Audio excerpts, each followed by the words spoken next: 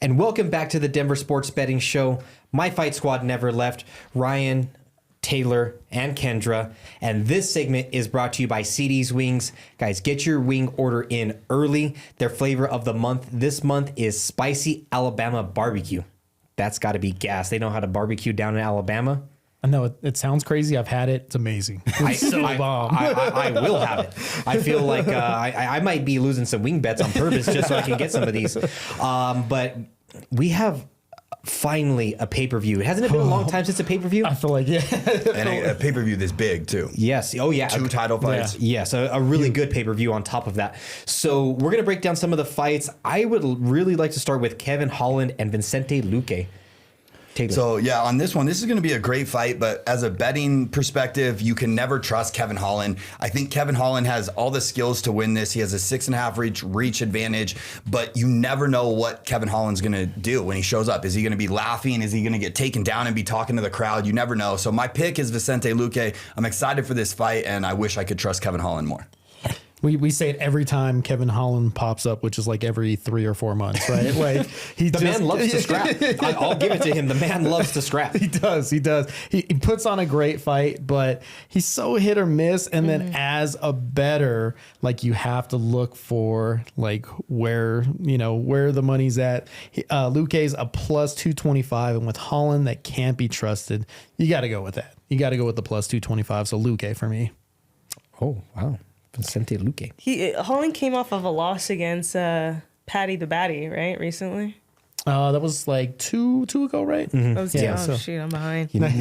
Well, he fights every other month. So if you haven't looked recently, you could be 3 fights behind very easy. Did he win his 2 last fights? What did he? I talked a lot in those fights. I know that much. But he puts on a great show. Like you want to watch every single one of his fights. But man, his last one was Gunnar Nelson, and he got that one right. Yep, he won by unanimous decision. And then he lost first. He lost versus RDR and lost against Dolice. So he in his last 3 fights he's 1-2. But I mean, RDR is a tough menace. Match. Yeah, he's a menace. So you're gonna give him Kevin credit for that one. I mean, so is Dolice. You know what I mean? And the frequency of fighting. I don't think he's going for some spotless record. Obviously, he's not going for some spotless record. But I mean, March 22nd was his last fight. That's a very quick turnaround. Yeah. Some of these fighters, we're talking like a year and a half, 2 years layoff. For Jones, that's like, well, no, I'm joking. Yeah, we're gonna talk about that later. Okay, we don't talk on that. Okay. Yeah, we don't talk about goats like that. He fights when he wants to fight. But he's earned that right. I'm with you guys as well. It's really tough to back Holland just from the sense of you never know what you're gonna get and who you're gonna put your hard-earned dollars behind. I'm still gonna go with Holland. Whew. But a little bit. Sprinkle a little bit. Not a confident one, and he will be a part of 0 parlays. I can assure you of that. Vicente Luque, I mean, he's fighting like really, really good competition.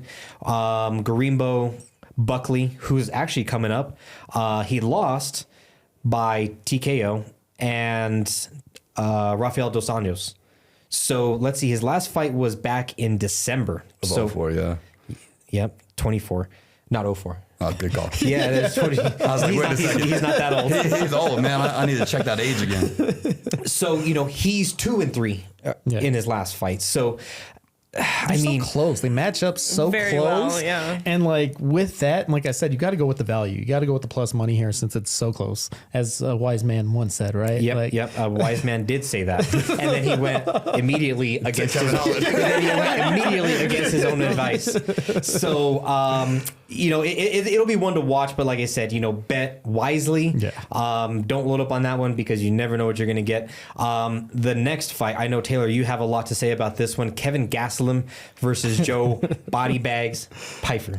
So yeah, I'm excited for this fight in hopes to see Kevin Gastelum knock Joe out. Joe is the worst UFC fighter there is. He is biggest POS. If you guys don't know, this fight was rescheduled right from Mexico. So Joe's entire team team ate the same meal, and then Joe's little baby stomach got the squirts, and then decided to blame it on all of Mexico. This guy is the biggest POS in the world. I will never pick him. I will never bet on him. However, Kevin Gastelum, he misses weight all the time. He never grew to his potential, and I think it's a question mark.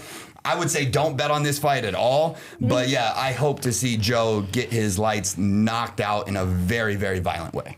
Yeah, Tell me how you really feel. Yeah, exactly. No, I agree. I think my heart, is going with Gastelum, going for La Raza, Yeah. But my pocketbook, you got to go Pfeiffer here. Like, that's just what you got to do. Even if you win that bet, that's dirty money. I know, okay? it is. That's dirty money, even if he wins. I got to donate it. So, like, if I win. Yeah, go buy some taquitos with that money that you win. Who do you got? I mean, let's look at their records. Tell me about his name's Kevin Kevin Gastelum. Gastelum, Yeah. yeah. He's a wrestler. He struggles with weight. He did move up a weight class now, and they're fighting at a higher weight. But he really, really struggles with his weight cut, and it's affected his cardio and his endurance in his fights before. And he's been right there, though. He's been with Adesanya. Like, he almost... like 5 years Wait, ago. so did he win or been lose there, his though. last fight? He won his last fight. He won his last fight. Yep. Well, statistically speaking, the person who comes in overweight is more likely to win. I think he'll make this weight. I don't see that being a problem. What I have a problem with in regards to his weight is he's 5'9", fighting at 175. So he went up and this guy's already in that weight class. Yeah, I mean, he's always kind of fought there. He's always been a middleweight, but Yeah. I mean, he's just built like a big baby. He's kind of barrel chested. I don't know. He just doesn't really look like a 175 pounder. When Pfeiffer steps in the ring with him, he's going to be a lot bigger. What's his specialty? He's a wrestler. So there's two wrestlers. Joe Pfeiffer is more of a striker. Yeah. Okay. So it's. Logically, I would go with Joe. I'm sorry. Just Yes, if we were like, from what I'm hearing, I would go with Joe because if they're both wrestlers, one has the whole weight thing. So that tells me something's not dialed in, right? And then he's kind of bouncing between weight classes, can't figure that out. And then Joe is this big guy who fits in that weight class. He's also a wrestler, and he also has the striking. It seems like the odds are in his favor. And then, he's 13-3. So statistically speaking, he's kind of in a good place. But talking about betting, you can't lay that chalk. Joe is minus 380 right now. Yeah, that's ridiculous because I think Kelvin can make a difference. It's not fair. It's not fair at all. It's a highway robbery. And going back to the physique, the only reason Joe looks like that because he got a little baby stomach and he's got diarrhea everywhere. It's the only reason that he's coming in cut up. But I think with that chalk on there, you have to look at a prop bet for that one. Have to. 100%. When this fight was scheduled for Mexico City, I actually kind of like Gastelum. Mexican heritage, fighting in Mexico at the higher altitude. I thought maybe he could squeak out, it would be like 1-1 going into that third round, and then maybe he could pull out that third round. But I mean, fighting in Newark, New Jersey, Piper's from Pennsylvania, not a far distance away, so kind of fighting in front of a home crowd. And yes, I don't personally like him, but Joe Pfeiffer wins this one, unfortunately. Throw it on a parlay. Throw this one on a parlay for sure. Yeah, I feel good about that one. But moving on, we have a championship belt. Now let's talk about champions. Yep. Forget all this other stuff. People may not show up. We're talking about champions now. This is different. Juliana Pena versus Kayla Harrison. Taylor. Yeah, so this fight I'm super excited about, right? And there's so many things that you need to look at when it's this fight. So 7 out of the last 10 times that the champion's been a dog, they've won, right? And we've cashed on that. We cashed on Merab on his last one, all this stuff. But man, Juliana Pena, she's had the strength of schedule. Okay, this is a massive step up for competition for her when it comes to the clinch. Not overall, because she's fought some of the greats. She fought Nunes. She had a win over Nunes. All this stuff. But man, Kayla Harrison is the real deal, I think. Like, if y'all remember the hype around Ronda Rousey, she was a bronze medalist, okay? Kayla's a gold medalist. Now, we're going based off of potential versus credentials here because she's only had 2 fights in the UFC. But, man, her striking still needs improvement, but I think she grabs Pena up and takes her to the ground and has her way with her. You think it's going to end early? I think this does end in a finish for Kayla, yes. Definitely. So, yeah, I'm going with Kayla too. Like, but the value, once again, as a betting, we're looking at value here. Kayla is a minus 700. So there's no value. So you got to take the KO, you got to take the submission or something with it. But Kayla, that's why I'm going with KO here. Probably under 2.5 rounds. You think she gets it done quick? I think she gets it done quick. I know it is, but the line says it is. That's what's going to happen. So yeah, I'm going Kayla. Who you got?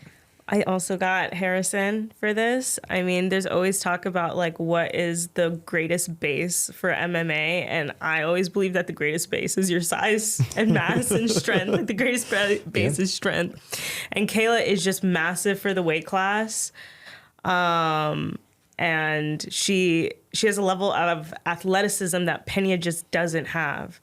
Pena's really up there. I don't see her as kind of like let's imagine like the different scenarios. What could Pena do to get the dub? Submission. Round 4 or 5. Okay, say more. I mean, you just trying to lose. You just trying to lose money all day on Saturday. No. We're talking value here. I'm going to break it down. Okay. I'll break it down for the people too. So I think Kayla Harrison wins round 1, wins round 2, wins round 3, but she's never been in a 4 and 5. That's different. She's had one 5-round fight. She lost it. But she's had one 5-round fight, and you got a point there. You definitely have a point. So, how did she lose? Decision. But who was her opponent? Like, how it was some regional thing. The camera was like this. I don't even know. I just know she lost. All right. So, we're just talking about how to bet this. I mean, 9 times out of 10, does Kayla Harrison win? Yes, absolutely. Does she win on Saturday? More than likely. But, how do you go about betting this one? I think there's 2 ways. Live betting it. I think Juliana Pena could be a live dog. If you see, she's already a huge dog. If you see Pena losing round 1, round 2, maybe throw a little bit of a bet on Pena, because there's a chance that she could win round 4 and 5. Win in round 4 and 5, I should say. Because everybody has that puncher's chance, One head kick. You know about head kicks. A submission, anything can happen in those later rounds. And like I said, it's just pure value. So, maybe going into rounds 4 and 5, she might be a plus 1,200 dog, where you could put $10 on it, win 120. So there's that chance.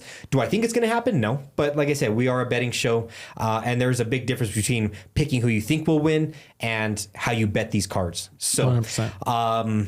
My bet will be Juliana Pena win in round 4, and I'll put another one to win in round 5. Other than that, I think Kayla Harrison wins. Under 2.5 rounds. You gotta think about minus 700 though. I know 100%, and Pena's on 2 reconstructed knees. Jeez. And her last fight was Pennington, and not taking anything away from Pennington, she's a great fighter, right? But she's not like Kayla Harrison. No. Not at all. And so I think this is going to be a shock for her. She had, years to prepare for all of her fights with Amanda Nunes, and it took her years to finally get the victory, right? So, yeah, this one, the minus 700, man, I wouldn't bet straight up for Moneyline on Kayla, but I think this is going to be a grappling expo, and I can't wait to see it. Fascinating. Yep, my grappling expert is always passionate about the grappling. So this one right here, I mean, we have been waiting for it. I don't know if it's the most exciting fight because we've already seen it before, but we have Merab Dvalishvili versus Sugar Sean O'Malley. Taylor. Yeah, I think this is going to be a super exciting fight, right? Because now Merab had the game plan. Sean didn't know what he was going to do, but Merab's game plan here doesn't change, right? Like he won decisively. He's going to do the same thing. What he doesn't know is how Sean's going to come out. So he's not smoking weed anymore. He's off Instagram. He's off all this stuff, right? Life change for him. Okay. Now, so does that translate into takedown defense? I think it translates to more training in the gym, and hopefully he's been doing some wrestling. But he had Cruz, Alex Pereira's coach in there. Like he's been working in this training camp. But Merab is going to do the same thing he did 100%. The first time. Yeah. And he is going to relentlessly take him down. Mm-hmm. He's going to set another new record. He broke GSP's record in the last fight. Wow. He's going to set another new record for takedowns, man. And he's going to make Sean O'Malley disappear off into the horizon. Yeah. Yeah, we called this last time when he was a dog, when Merab and like nobody was going for him and he was a dog. We called this. I mean, we can pull back footage for sure. But same thing, like you said, like I think it's great that Sean is going on this journey and like thinking this will help and everything, but it's gonna do nothing. Like Merab's that dude. Like the pressure he can put on him and he will put on him, and his endurance is just like no other. So Merab for sure, but you gotta, once again, that's a minus 275 straight up. You gotta sprinkle like a submission, KO, even the decision. I'm looking at those takedown props. Or how about this? What about a Kayla Harrison with a Merab Dvalishvili win? Ooh, I like that. That I could like get you paid. Throw in some favor, right? Man, that one's sketchy. But Sean, everybody wants him to be, and everyone was on his hype train, but I just can't wait till after this fight so him and Tim can shut up about the lights at UFC 300 and blaming the light reflection for his loss. Like, bro, you can grapple with your eyes closed if you're good enough, okay? You don't need to understand the lights to miss it. Yeah, I think it's just fruity pebble colored hair that had him all, like, out of sorts. Who you got in this one? You know, I want Merab to win. I'm team Merab. However, I know sometimes when fighters, they go into the dark and they have their little focus thing, they really do come out because, a different animal. And Sean is good. Yeah. Oh, Yeah, yeah. absolutely. Former champion. Like, we're not talking about some slouch here. Right. He's good. He has the ability to knock people out. Yeah. So if he gets that good shot, a kick, I think he has the ability to knock Merab out. That's always a possibility. And I feel like Merab, he's giving me like a lot of confidence. Like he feels good. He looks like really happy. And that worries me where it's like, this guy went into the dark. Again, I'm totally team. I don't like Sean. I don't like Sean, right? You know what I mean? That whole character, that whole thing, I'm so glad he lost. It was so humbling for him. But Merab, he feels really good about himself. And sometimes, when you're confident, it doesn't motivate you. Like, I want him to go out there and break his next record, but I don't know if he will. He might be content. With that being said, though, fighters usually get a lot better and come out a lot better as soon as they get the championship, right? Shoot, like Dana 13% White said, or something like that. Crazy. And I think Merab, man, he's so funny. He's so focused, man. I was watching a video today. He had his buddy running with Sean's jacket, and he's like, "Yo, I'll give you your jacket back at the end of the fight, but you ain't taking my belt." And so I just don't think there's been enough time for Sean because he's a sniper. He's great on his feet. But if you guys remember the 5th round, you remember that little teep kick he did, right? And he hurt Merab. So I think he's going to try that. I think Sean's going to come out and be throwing heavy knees because he knows Merab's going to come in and shoot. So I think it could go either way. I don't like the chalk on this at all, but man, I can't wait for Merab to rip this dude's hair out. The first fight was September 14th. O'Malley hasn't fought since then. And I don't know if you guys follow him on social media at all, but he's been walking around with a boot. You know what I mean? He said he had like some kind of lingering leg injury. Oh. And he said he got surgery. Yeah, but Merab has defended his belt since then against Umar Nurmagomedov. And if Umar Nurmagomedov couldn't stop the takedown, I don't think That's a year. A really good point. That is. Is going to be anywhere near that time. Nail in the coffin point. I'm with you. Yeah. Yes, that's what I like to hear. You're invited back anytime. These guys want me to argue with me and tell me that I'm dumb. But I don't care if it's a year. I don't care if it's 2 years. I don't care if Sean O'Malley has 5 lifetimes. You can't train what he needs to train to be able to stop that takedown. Even if there is a little bit of contentment on Merab's part, he is just a pit bull. Right. You know what I mean? And a dog is just a dog. Yep. Even if it's sleeping, even if it's resting, he is a dog. So give me Merab. I think he gets it done in the same exact fashion. Is it an exciting fight? No, but he does what he needs to do to win. Get the job done. So with all that being said, that wraps up UFC 316. Be sure to follow along with our bets.